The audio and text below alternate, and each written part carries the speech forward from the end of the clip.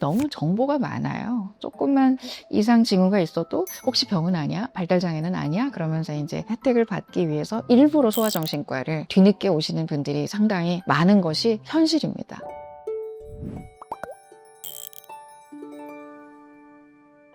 여러분 안녕하세요. 아이도 부모도 모두가 행복한 세상을 꿈꾸는 현대해상 구댕굿 행복육아에 오신 여러분 환영합니다. 오늘은 육아 관련 전문가를 모시고 유용한 조언을 들어보는 현대육아백과 시리즈로 여러분과 함께 하는데요. 제 옆에는 대한민국 부모들이 가장 만나고 싶어하는 분, 소아정신과 최고 권위의 연세의대 세브란스병원 천근아 교수님 나와 계십니다. 교수님 안녕하세요. 네, 안녕하세요. 네, 저는 세브란스병원에서 근무하는 소아정신과 교수 천근아라고 합니다. 반갑습니다.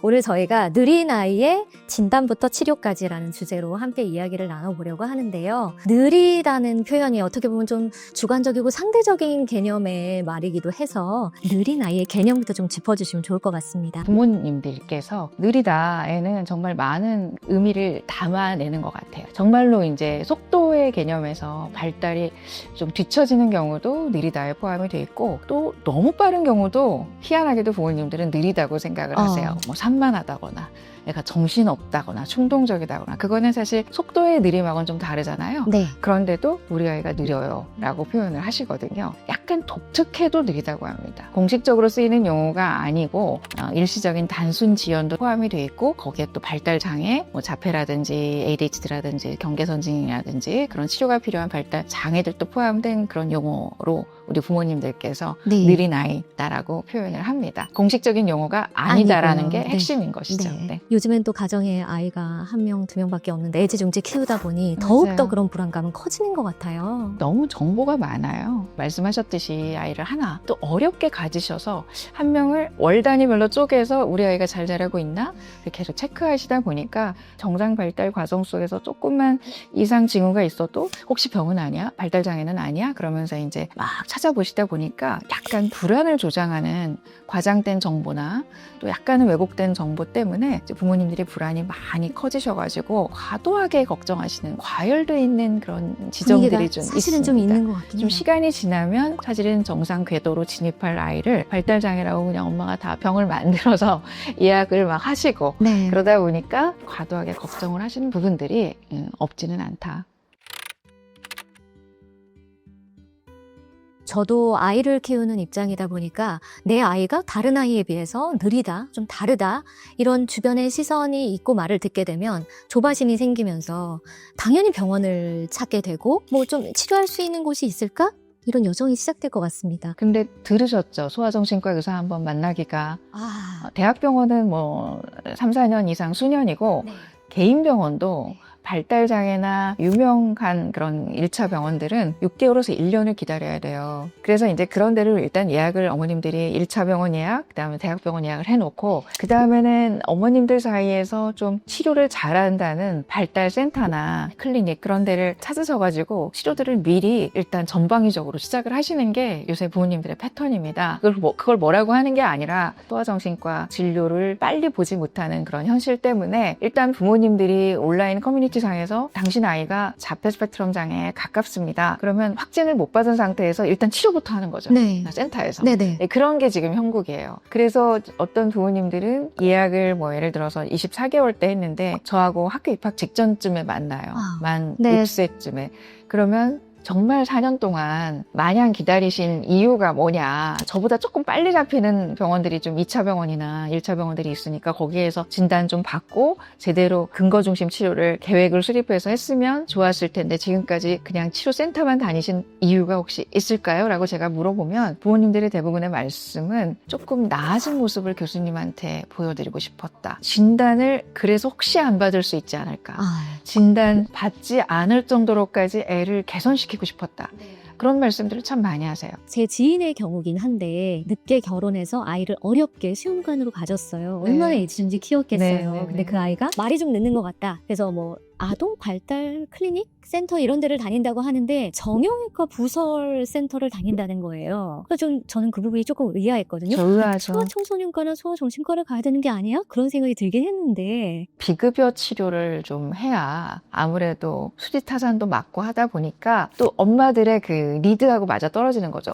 센터들이 다 막 1년씩 밀려있고 또 소아정신과 의원은 갈 수가 없고 소아정신과 의원에서 함께 운영하는 센터를 다니고 싶지 않은 부모가 어디 있겠습니까? 교수님 만나기 전까지 어느 정도는 이제 기능을 상승시킨 상태에서 얘는 아닌데요? 라는 말 듣고 싶으시니까 막 어디라도 빨리 가시는 거죠. 사실은 가장 이상적인 것은 소아정신과 의사가 운영하고 함께 그 치료자들과 늘 스터디하고 지금 치료가 제대로 플랜이 짜져서 되는지 치료 조합을 잘 짜는 게 중요하거든요. 그러니까 예를 들어서 언어가 튀었어. 그러면 개별 언어 치료에서는 맞춤형으로 해서 화용 그룹 치료를 한다거나 학교 입학을 했다면 개별 치료보다는 그룹 사회성 치료를 하거나 이제 그런 식으로 연령과 나이 들어감에 따라 생애 주기별, 발달 주기별로 치료의 플랜이 바뀌어야 되거든요. 근데 그런 것들을 사실은 정형외과, 안과, 피부과, 소아과 선생님들은 아무래도 이제 모를 가능성이 높잖아요. 소아정신과 의사에 비해서는. 예, 그러다 보니까 주치의와 치료자 간의 어떤 유기적인 협력 관계라기보다는 그 센터의 치료사들한테 그냥 맡기게 돼버리죠. 그러다 보면 막 이제 산으로 가게 되고 이것도 해야 된다, 저것도 해야 된다 하다 보니까 막 너무 많은 치료들을 이렇게 한 상태에서 저한테 오실 때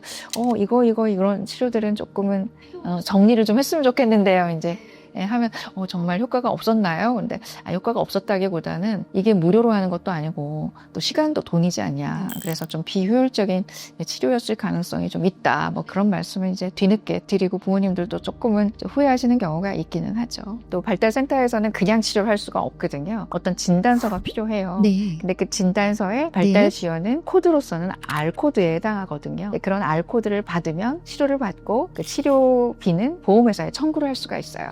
근데 소아정신과 진단명 코드는 F로 시작해요. 그러다 보니까 우리 부모님들께서 비소아정신과를 가서 R코드를 받고 부설센터에서 이제 치료들을 하시면서 진단이 왜곡되는 것이죠. 사실은 그 아이가 자폐거든요. 아직까지 ABA는 보험에 혜택이 안 되거든요. 언어치료는 이제 혜택이 되니까 혜택을 받기 위해서 소아정신과를 뒤늦게 오시는 분들이 상당히 많은 것이 현실입니다. 소아정신과 의사를 이제 만나러 와서도 선생님 보험 정비가 안 돼서 R코드로 진단 내려주시면 안 될까요? 라고 부탁을 저희한테 하시는 경우도 꽤 있어요. 제 전문가로서의 어떤 크레딧을 걸고 자폐인 게 맞는데 그 이전 단계, 진단이 불확실한 단계에서나 내려질 법한 발달 지연이라는 코드를 진단을 내리기가 좀 난감합니다. 이제 그런 사례들이 사실 적지 않게 있거든요. 저희 소아정신과 의사들끼리는 그래서 토론을 하면서 좀 안타까워해요. 아이러니하게도 소아정신과 의사를 만나는 걸 오히려 꺼려하는 거죠. R코드 진단을 못 받을까 봐. 저는 부모 입장에서는 또 일견 이해가 되거든요. 빨리 치료를 받아야 되는데 F코드는 또 안 되고 자기가 열심히 들어놓은 보험회사에서 그 여러 가지 혜택을 또 받긴 받아야 되니까 그런 것들이 맞물려서 지금 이런 기형적인 현상들이 계속 벌어지고 있는 게 아닌가라는 되게 민감하고 조심스러운 말씀을 사실 드립니다. 네. 교수님, 그럼 전문의로서 내 아이의 상태와 증상에 맞는 의료기관을 찾아가고 네네네. 전문의를 찾아가고 그럴 수 있는 좀 가이드, 조언을 해주신다면. MRI나 CT를 찍었을 때 뇌의 구조적인 문제, 육안으로 볼 수 있는 어떤 문제가 있는 경우는 소아정신과의 소관이 아니에요. 경련 뇌파가 있다든지 뇌병변이 있다든지 또 뇌출혈이 있어서 그 흔적이 남아서 뭐 편측 마비가 생겼다든지 이제 그런 경우들이 있으면서 발달 장애가 있는 경우에는 소아신경과나 재활의학과에서 어떤 물리적인 치료 또는 뇌전증 약을 먹는다거나 이제 그런 치료를 하는 게 가장 1차적이고요. 소아정신과는 그런 뇌 검사를 통해서 육안으로 문제가 발견이 안 된 경우 그런 거는 소아정신과 의사 아닌 다음에는 확인할 수가 없어요. 왜냐하면 소아정신과 의사들은 어린 시절부터 부부관계, 부모가 아이를 어떻게 양육했는지, 애착의 문제가 뇌 발달에 어떤 영향을 주는지 그런 것들의 전문가이기 때문에 단순히 언어만의 문제인지 그리고 ADHD의 문제인지 경계선 지능의 문제인지 그런 것들을 이렇게 감별할 수 있는 그런 안목들이 있거든요. 근데 그런 경우에는 소아정신과 의사를 찾아오는 게 맞다.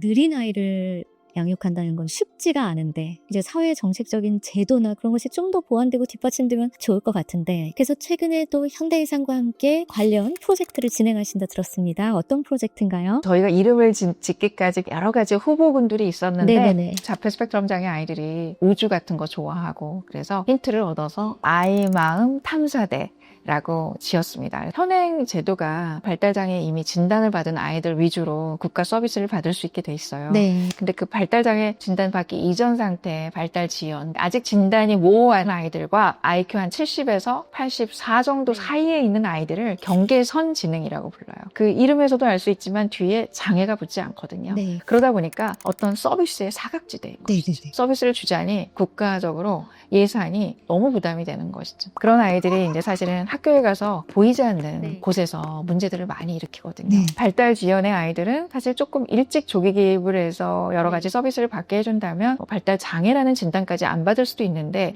그런 사람들을 타겟으로 해서 저희가 언어 치료라든지 네. 신경 발달 중재 치료라든지 그런 혼합형 치료제를 이제 개발하고 있는 그런 곳들을 대상으로 해서 다양한 공모를 진행을 하는데요. 지원의 규모가 약 150억쯤 돼요.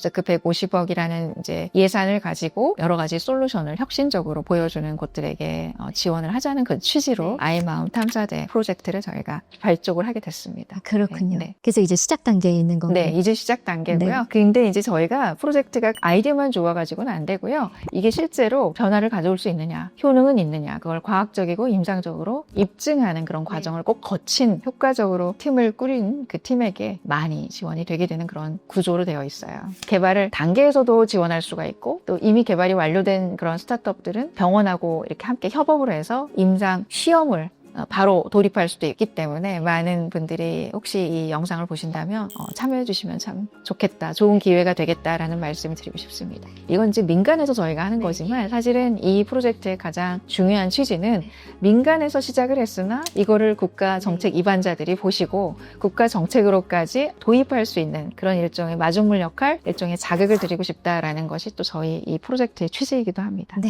네, 교수님 끝으로 소아정신과 의사로서 부모님들에게 끝으로 해주고 싶은 말씀이 있으시다면 부탁드리겠습니다. 제가 늘 드리는 말씀이지만 육아는 그렇게 난이도가 높은 것이 아닙니다. 특히 영상을 보고 계시는 이 부모님들이라면 이미 전문가들이세요. 그리고 이미 완벽한 부모라고 제가 말씀을 드리고 싶어요. 관심이 그만큼 있다는 거잖아요. 사실은 이런 영상도 이제 들여다보려고 하지 않고 육아서도 들여다보지 않고 그냥 애들은 저절로 크는 거 아니야? 라고 생각하시고 너무 방임을 하시거나 너무 과도하게 학대를 하거나 체벌을 해서 애는 키워야 돼 라고 생각하시지만 않는다면 대다수의 부모님들은 매우 상식적이고 완벽에 가깝게 애들을 양육하고 계신다고 저는 믿고 싶어요. 알아서 건강하게 자라는 그런 포텐셜이 있을 거다라는 걸 믿고 오늘 하루도 행복한 육아하셨으면 좋겠습니다. 오늘 정말 감사합니다. 느린 아이를 양육하고 있는 부모들에게 좋은 가이드가 되었을 것 같습니다. 감사합니다. 오늘 나와주셔서 감사합니다. 네, 감사합니다.